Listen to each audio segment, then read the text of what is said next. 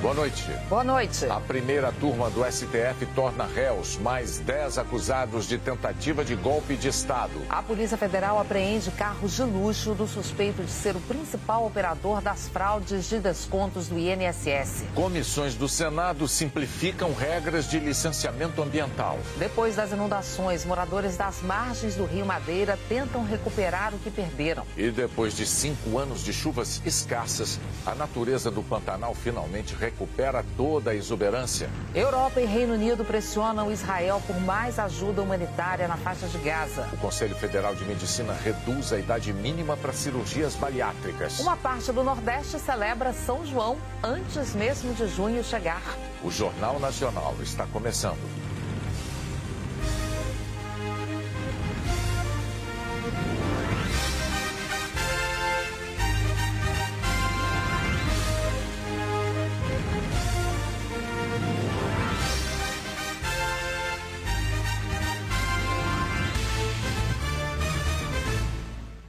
Duas comissões do Senado aprovaram hoje um projeto de lei que torna mais simples as regras do licenciamento ambiental.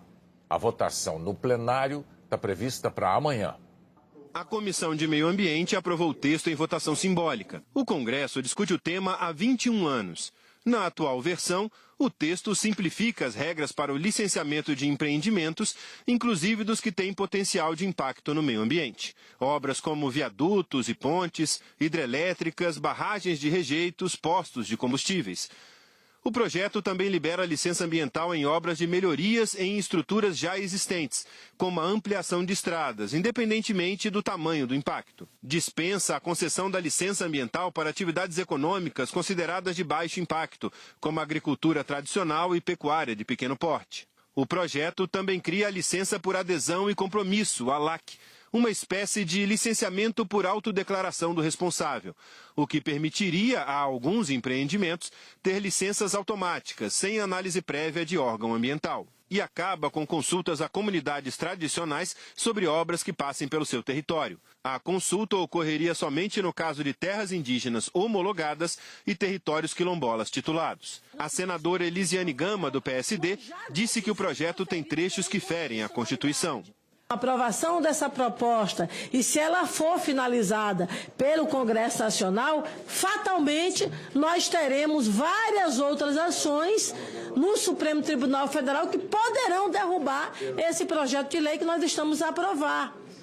Porque, de fato, é um projeto viciado, é um projeto que tem vício de inconstitucionalidade. Ou seja, é um projeto que tramita nesta casa depois de experiências dramáticas que o Brasil já vivenciou. O relator na Comissão de Meio Ambiente, Confúcio Moura, do MDB, diz que o projeto vai reduzir a burocracia que atrapalha a infraestrutura e a economia do país. Nós temos hoje mais de 5 mil leis, normas, tanto municipais, estaduais e federais, portarias dos conselhos, dificultando e mudando de estado para estado, colocando o empresariado, os empreendedores em imensa dificuldade. O que é exigido em Minas Gerais já não é exigido em Rondônia, não é exigido no Pará. Então, essa lei padroniza o Brasil. O presidente da Comissão de Meio Ambiente, Fabiano Contarato, do PT, se manifestou contra a proposta. A lógica constitucional. Direito ao meio ambiente ecologicamente equilibrado é um direito constitucional. E quem é o guardião desse direito é o Estado brasileiro. E um dos mecanismos de fiscalizar e efetivar esse direito ambiental é o licenciamento. Então, não é razoável, por exemplo, o que foi aprovado, transferindo da União, passando para estados e municípios, a autonomia para definir qual é o empreendimento que é de baixo ou médio impacto. E de tarde, a Comissão de Agricultura e Reforma Agrária aprovou o texto também em votação simbólica. Na discussão, 6 discursos a favor e nenhum contra, na presença de parlamentares de 10 partidos, entre eles senadores da base do governo. A relatora na comissão, senadora Tereza Cristina, do Progressistas, disse que o projeto facilita a conclusão de obras paradas e que não enfraquece as regras de proteção ao meio ambiente. O Brasil vai ganhar muito com ele, destravando muitas obras paradas e facilitando, na verdade, simplificando, sem fragilizar os processos de licenciamento ambiental. Não tem nada a ver com desmatamento. O senador é um dos defensores disso. Não tem nada a ver. O que nós vamos fazer são os processos, né? Porque a Lei Complementar 109, ela já diz o que licenciar. Nós vamos falar só como. O texto, que já passou pela Câmara em 2021, está na pauta do plenário do Senado para ser votado amanhã em regime de urgência. Se for aprovado, terá de voltar para a Câmara, porque houve alterações em artigos. Depois, segue para a sanção presidencial. Famílias que vivem nas margens do Rio Madeira, em Rondônia, estão enfrentando as dificuldades de recuperar o que perderam nas enchentes. As marcas da cheia estão nas casas, na lama que se espalhou nos quintais e na estrada, cheia de atoleiros. Nesse ponto, o caminhão que faz a coleta de lixo só conseguiu passar com a ajuda de um trator. Essa comunidade fica entre o Rio Jamari e o Rio Madeira. Aqui, tudo ficou debaixo d'água por 3 meses.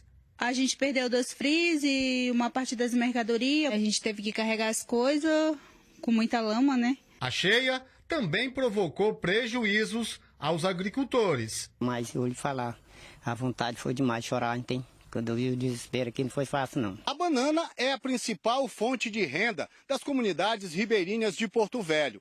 São várias plantações ao longo do Rio Madeira. Nessa pequena propriedade, são cerca de 2.000 pés de banana. Após a cheia, o cenário é de terra completamente arrasada. Esse produtor conseguiu salvar parte da produção, mas o bananal dele foi destruído pela cheia. Não sei o que falar, não.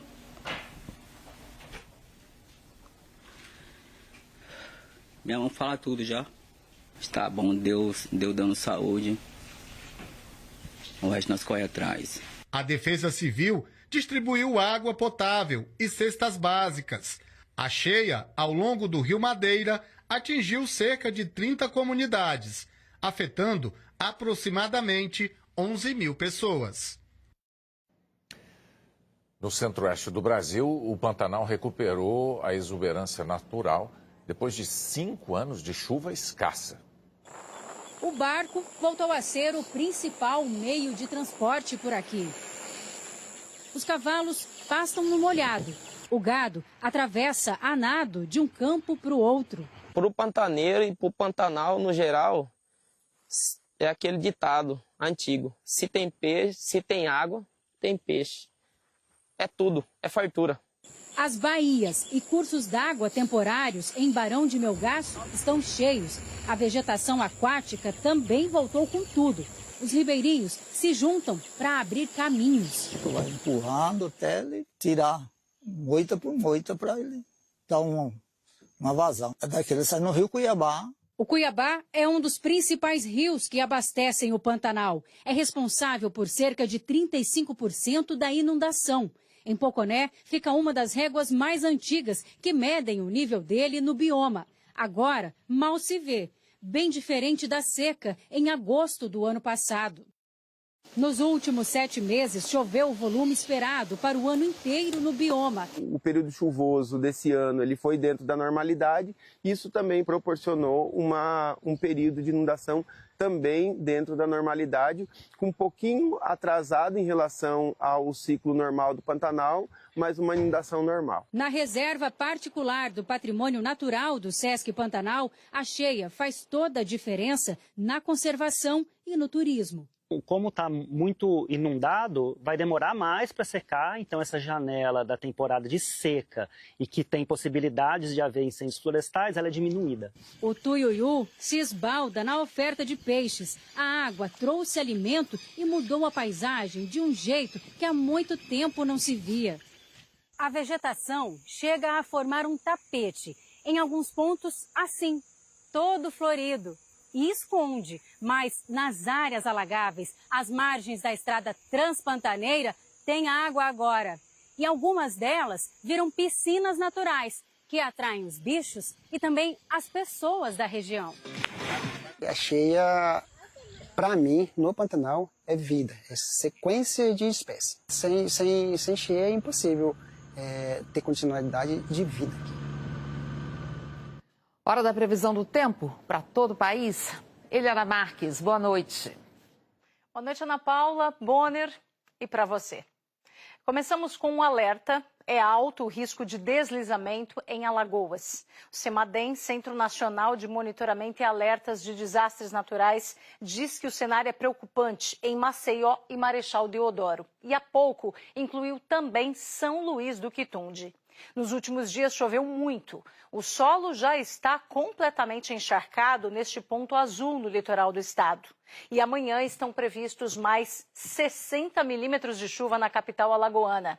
No Recife, 50 milímetros, também é temporal. Em Aracaju, João Pessoa, Natal e São Luís são esperados grandes volumes também.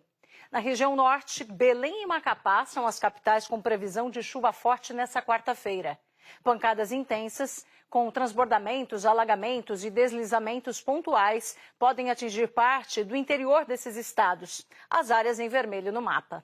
No norte do Ceará, incluindo Fortaleza e na divisa de Santa Catarina com o Paraná, passando por Joinville e Curitiba, também há possibilidade de pancadas de chuva, mais isoladas.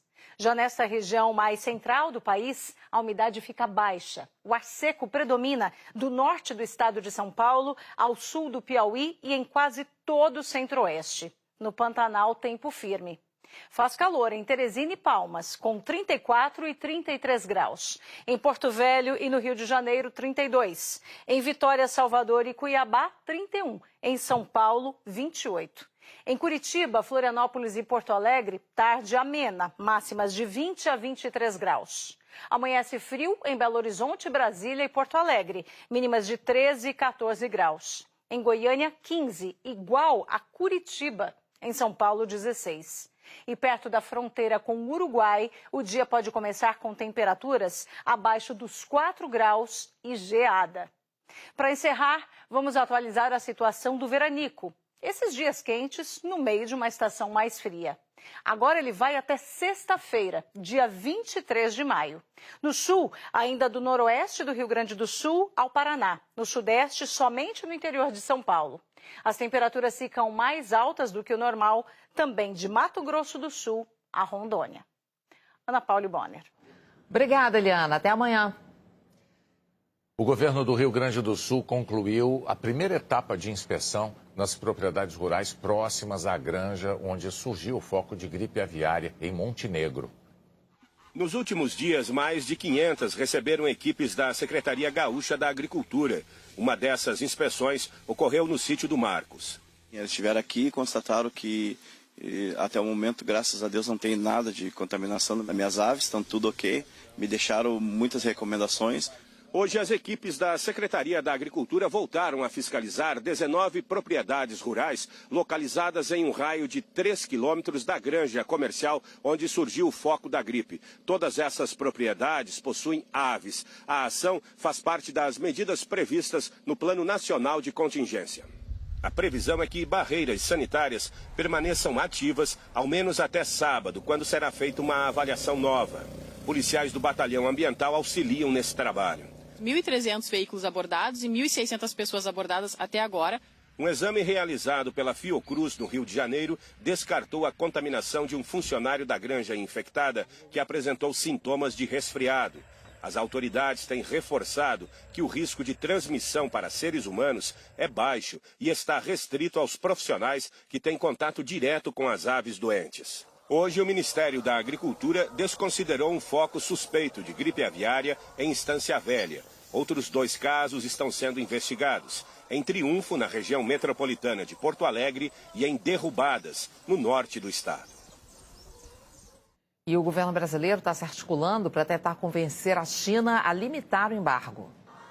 A suspensão das importações de carne de frango brasileira depende do acordo comercial com cada país. 16 países e a União Europeia suspenderam totalmente a compra de carne de frango brasileira. Outros 8 países restringiram a suspensão apenas à região afetada. É o caso do Japão, cujo acordo comercial com o Brasil prevê a suspensão automática da compra do frango produzido apenas onde foi detectado o vírus. O governo trabalha para convencer os principais parceiros comerciais, como a China, a flexibilizarem os acordos comerciais, regionalizando os embargos. Que a suspensão da compra do frango brasileiro se limite à área afetada. De quinta-feira passada até agora, a presença do vírus da gripe aviária só foi confirmada em Montenegro, Rio Grande do Sul. A gente tem que ter muita cautela em se pronunciar agora, porque o caso ainda é muito recente. 5 dias é muito pouco tempo para que eles possam se sentir confiantes e regionalizar. Eu compreendo o lado deles. Vamos trabalhar. Agora é hora da gente fazer a nossa parte, para que depois, então, dentro de poucos dias, a gente proponha a regionalização. A Frente Parlamentar da Agricultura, que reúne 353 parlamentares, discutiu o assunto com o ministro Fávaro. A gente está conseguindo mitigar efeitos importantes nos principais mercados que a gente tem. A gente precisa trabalhar nesses 28 dias para mitigar os efeitos dessa crise e tentar solucioná-lo o mais rápido possível.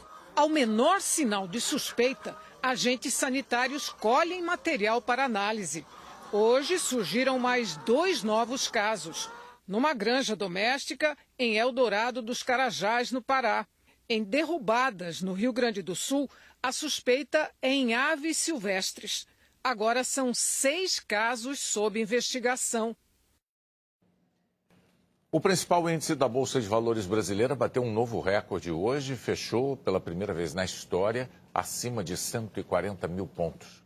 A cotação do dólar comercial subiu para R$ 5,66. A seguir, a primeira turma do STF torna réus mais 10 acusados de tentativa de golpe de Estado. O Conselho Federal de Medicina reduz a idade mínima para cirurgias bariátricas.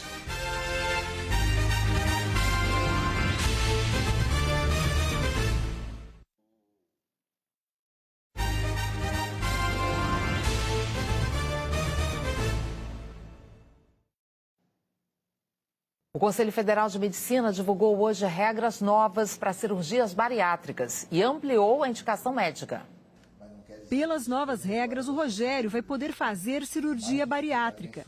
Ele tem diabetes tipo 2 e 31 de índice de massa corporal, que é um dos parâmetros para identificar a obesidade. O IMC é o resultado da divisão entre peso e altura. 70 anos, o que me resta é qualidade de vida, né? O que pode ser feito para melhorar, para ter mais disposição. É isso, essa é a meta. A cirurgia bariátrica é popularmente conhecida como redução de estômago. Antes, ela era feita só em pacientes com IMC acima de 35.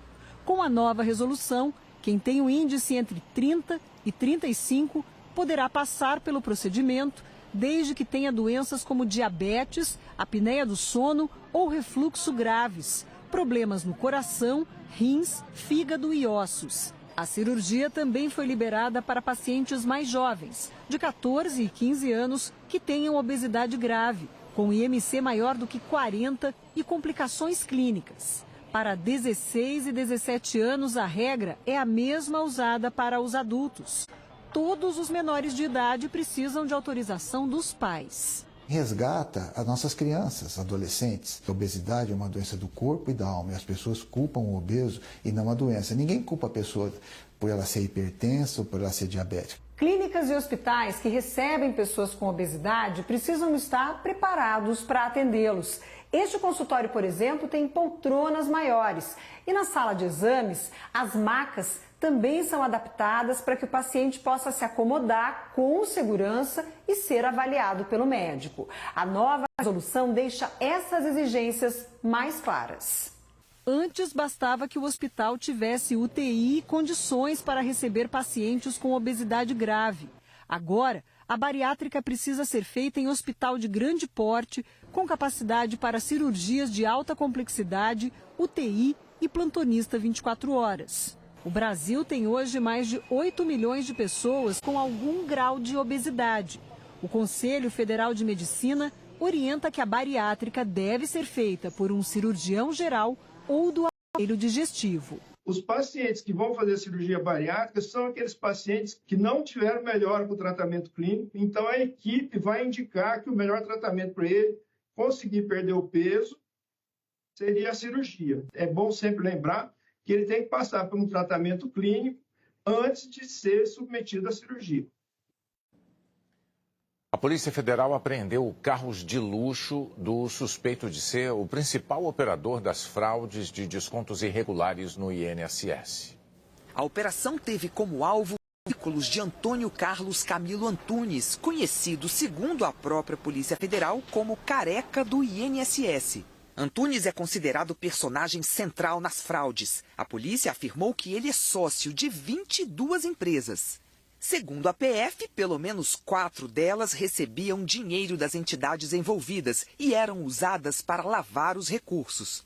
A investigação mostra que o Careca do INSS movimentava o dinheiro entre as empresas para dificultar o rastreamento desses valores. E depois passava o dinheiro para empresas e parentes dos servidores do INSS, que, de acordo com a polícia, participaram da fraude. A investigação identificou uma frota de 12 veículos de alto custo, em nome de Antunes, que estava tentando vender os carros para conhecidos. Hoje, a Polícia Federal apreendeu 5 carros. A localização foi informada à PF pela senadora Damares Alves, do Republicanos, que recebeu uma denúncia anônima. A senadora tem um escritório no mesmo prédio em que os carros foram apreendidos, em uma área comercial na região central de Brasília. A Advocacia Geral da União busca confirmar se as entidades, associações e pessoas envolvidas no esquema usaram criptomoedas para esconder o dinheiro desviado de aposentados e pensionistas. O advogado-geral da União, Jorge Messias, afirmou que pediu à Justiça o rastreio desses recursos junto a corretoras. Messias disse também que o governo estuda acabar com o desconto automático de entidades nas folhas de pagamento do INSS. Nesse momento, o governo está refletindo o risco e, digamos assim, os elementos de controle para ver se é o caso ou não de manter esse modelo. Aparentemente, há uma avaliação de que o risco e a fragilidade do sistema não compensa. O Ministério Público Federal encaminhou hoje um ofício ao Ministério da Previdência e ao INSS recomendando o ressarcimento em 30 dias das vítimas mais vulneráveis, como quilombolas, indígenas, aposentados por atividades rurais e quem recebe até um salário mínimo de benefício. Também entendeu que o governo viabilize com a máxima urgência possível o atendimento presencial dos beneficiários. Hoje, o atendimento só é feito via aplicativo, pelo site do INSS ou pelo telefone 135. O governo tem 15 dias para responder ao ofício. A assessoria de Antônio Carlos Antunes afirmou que os carros apreendidos hoje estão com a documentação em dia e impostos pagos. Que o comércio de veículos é uma das atividades empresariais de Antunes, que ele nega as acusações e que está disposto a colaborar com a Justiça. O Conselho Nacional de Justiça proibiu tribunais de determinarem o pagamento de novos benefícios ou vantagens a magistrados enquanto não houver decisão nos tribunais superiores ou decisão judicial final sobre o assunto, sem mais possibilidade de recurso. E sem autorização prévia da Corregedoria do CNJ, os tribunais também não poderão fazer pagamentos retroativos a juízes. A norma aprovada por unanimidade foi proposta pelo presidente do Conselho e do Supremo Tribunal Federal, ministro Luiz Roberto Barroso, e pelo Corregedor Nacional de Justiça, ministro Mauro Campbell Marques. A primeira turma do STF julgou hoje as denúncias contra o terceiro núcleo da tentativa de golpe de Estado. Dos 12 acusados, 10 se tornaram réus. Era o núcleo tático. De acordo com a denúncia da PGR, o grupo era responsável por planejar ações coercitivas, inclusive com o uso de força. Por exemplo, a Operação Punhal Verde-Amarelo, que previa o monitoramento e até a morte de autoridades. Entre elas, o presidente Lula, o vice Geraldo Alckmin e o ministro do Supremo Alexandre de Moraes. O núcleo é formado por um agente da Polícia Federal e 11 militares da Ativa e da Reserva, inclusive os Kids Pretos, militares especialistas em operações especiais.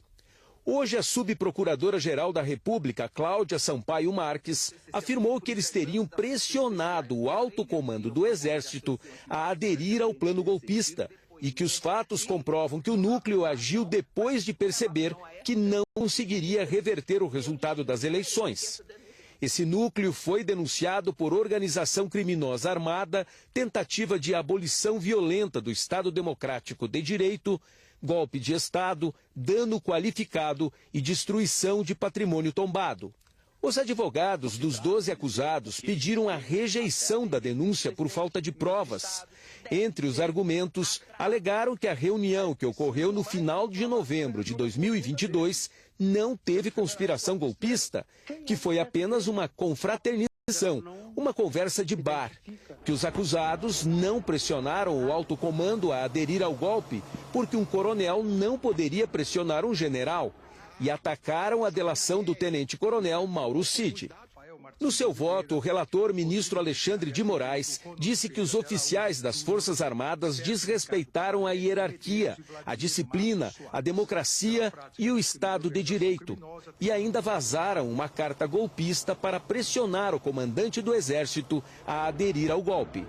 Moraes afirmou que na democracia, as Forças Armadas não podem interferir no resultado das eleições. No Estado Democrático de Direito, após o segundo turno, após as eleições, as Forças Armadas não têm que decidir nada. Não tem que decidir para que lugar nenhum o presidente que perdeu a reeleição vai. Quem perde a eleição numa democracia, seja no Brasil, seja na Inglaterra, na França, em Portugal, nos Estados Unidos, quem perde as eleições vai para casa e vira oposição e tenta voltar 4 anos depois. Esse é o regime democrático. O relator votou para tornar réus 10 dos 12 acusados que foram julgados hoje.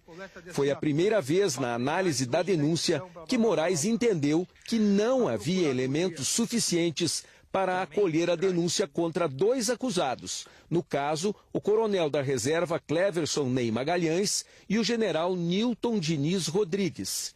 Flávio Dino, Luiz Fux, Carmen Lúcia e Cristiano Zanin acompanharam integralmente o relator. Os advogados dos 10 denunciados que viraram réus hoje ainda podem pedir esclarecimentos, mas isso não impede que a ação penal seja aberta. Eles vão apresentar a defesa prévia e indicar testemunhas que vão ser ouvidas pelos ministros do Supremo. Os ministros da primeira turma já tornaram réus 31 dos 34 denunciados pela Procuradoria-Geral da República. O Itamaraty informou que retirou da faixa de Gaza 3 pessoas com nacionalidade brasileira e 9 parentes delas, palestinos. Da manhã da Jordânia, num voo comercial, e chegar a São Paulo na quinta. Desde o início do conflito, o governo retirou de Gaza 127 cidadãos brasileiros e parentes. Europa e Reino Unido agiram hoje para pressionar Israel a permitir a entrada de mais ajuda humanitária na faixa de Gaza. Nada nessa história é fácil. A carga dos 5 caminhões liberados ontem por Israel ficou retida na fronteira. O Mahmoud tem passado horas na fila para conseguir um pouco de sopa. Vai ser esse o café, o almoço e a janta da família. Nossas crianças estão morrendo aos poucos. Hoje Israel permitiu a entrada de 93 caminhões. Mas, segundo as Nações Unidas, o processo é tão demorado que os alimentos ainda não chegaram a quem precisa.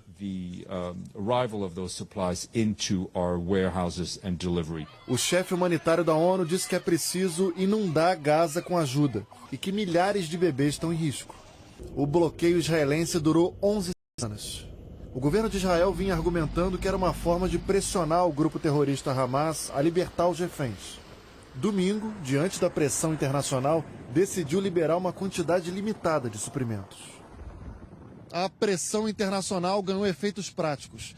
A União Europeia anunciou que vai reavaliar as relações comerciais com Israel. O Reino Unido foi além, já suspendeu as negociações de comércio com os israelenses. O ministro britânico das Relações Exteriores afirmou que o bloqueio da ajuda humanitária à faixa de Gaza foi indefensável e cruel.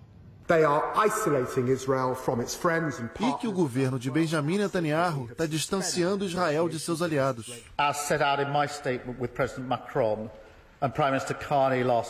O primeiro-ministro Keir Starmer afirmou que ele e os líderes da França e do Canadá estão horrorizados com a escalada militar de Israel.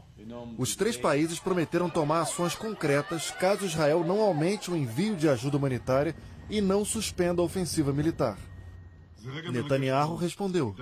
Disse que o comunicado conjunto dos europeus é um prêmio para os terroristas, que começaram a guerra com os ataques do dia 7 de outubro de 2023. Netanyahu também afirmou que a guerra poderia acabar amanhã se os reféns fossem libertados e o Hamas entregasse suas armas. Israel voltou a bombardear hoje o território palestino. Os ataques mataram pelo menos 50 pessoas, inclusive numa escola que servia de abrigo para refugiados. As forças de Israel disseram que o alvo era um terrorista do Hamas que operava um centro de comando de dentro da escola. A seguir, um jogador da Série A é suspeito de participar de esquema de manipulação. Cresce o interesse pelo trabalho dos analistas de desempenho no futebol.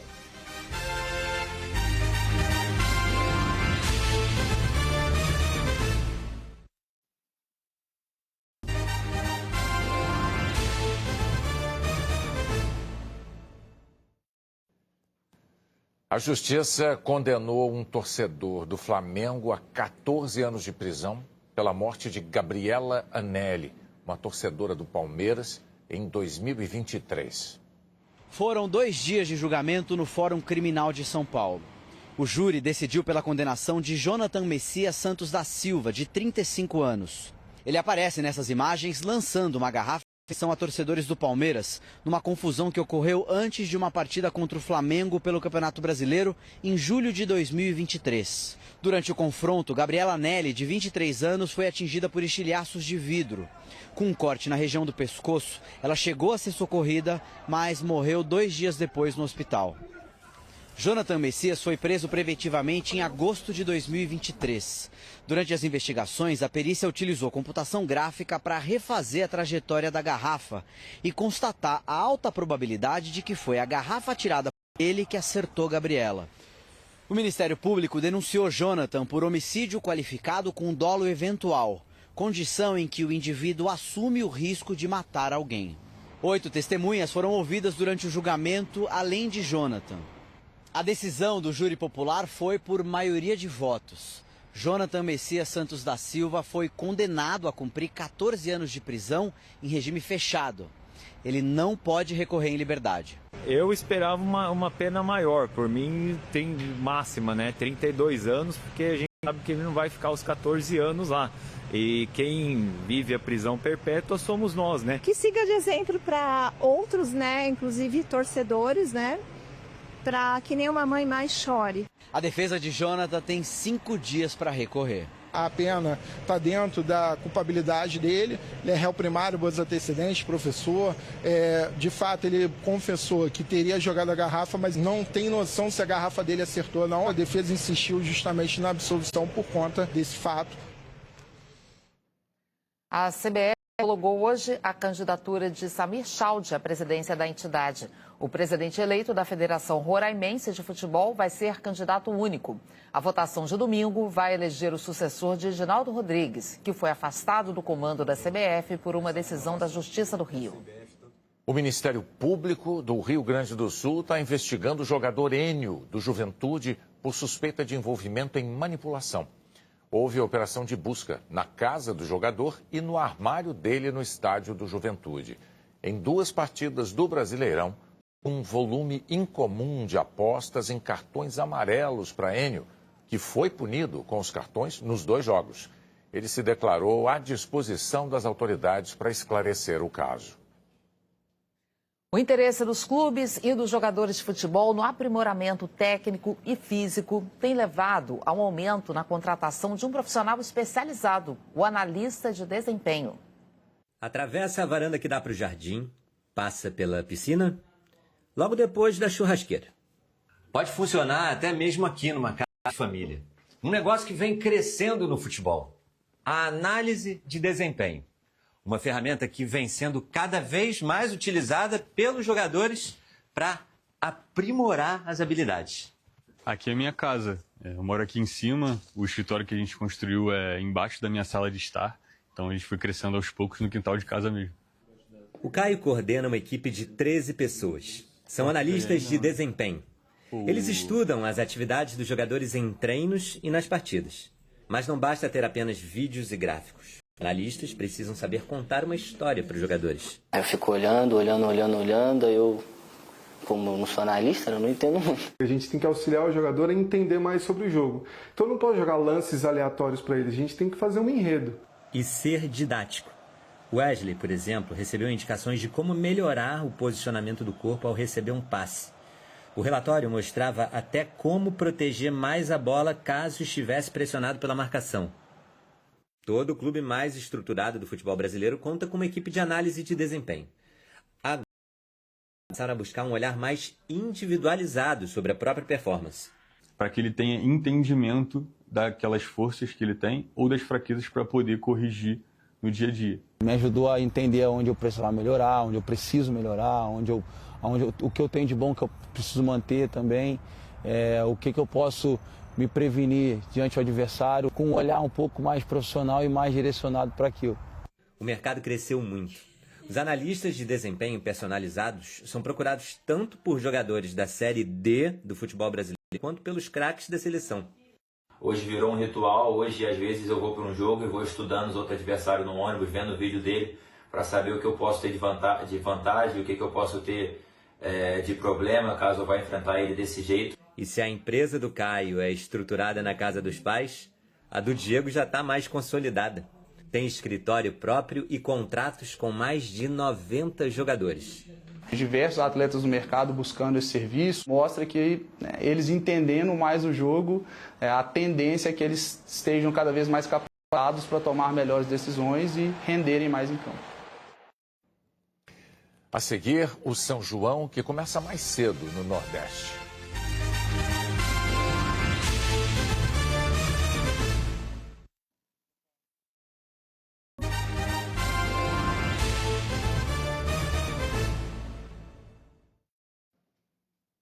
O tempo voa, 2025 está chegando quase na metade. E um sinal claríssimo disso é que já tem festa de São João numa parte do Nordeste. As bandeirinhas tremulando anunciam o período festivo. Pelo terceiro ano seguido, o São João de Caruaru, no Agreste de Pernambuco, começou nas comunidades rurais. O São João na roça é tudo que um artista também quer participar, cantar para o homem da roça, porque vem prestigiar o artista. Começamos desde o dia 25 de abril, em 13 comunidades da zona rural de Caruaru, levando quadrilha junina, grupos de bois, artistas, bandas de pife no trio e muito forró tradicional, que é isso que move Caruaru. Na área urbana, são mais 14 pontos de celebração. Este é o polo principal da festa, o Pátio de Eventos Luiz Lua Gonzaga. Aos pés do Gonzagão, cerca de 70 mil forrozeiros devem passar por noite, com o público itinerante chegando na casa das 120 mil pessoas. Ao todo, a cidade espera receber 3 milhões e 800 mil visitantes, num período que compreende de 31 de maio a 28 de junho. E a estrutura já está sendo montada. O palco principal deve ter 63 metros de largura por 20 de altura, para abrigar artistas nacionais e internacionais. Entre os nomes que vão se apresentar aqui estão Wesley Safadão, Ivete Sangalo, Natanzinho Lima, Avião, Matheus e Cauã e Léo Santana. A rede hoteleira comemora. A gente começou a abrir as vagas de reserva desde esse início do ano e já desde o mês passado que tem muitas vagas que já não tem mais data. A festa deve gerar 690 milhões de reais para a economia local e criar 20 mil empregos diretos e indiretos. Porque Caruaru ela já é conhecida nacionalmente, mundialmente pela capital do forró. E quando se pensa em Caruaru, se pensa naquela camisa xadrez, naquela camisa bem alinhada para o São João e para qualquer tipo de festividade junina. De comidas típicas gigantes a quadrilhas juninas. Por aqui tem cultura, tradição e muito forró. O Jornal da Globo é depois do Profissão Repórter. Uma boa noite para você. Boa noite, até amanhã.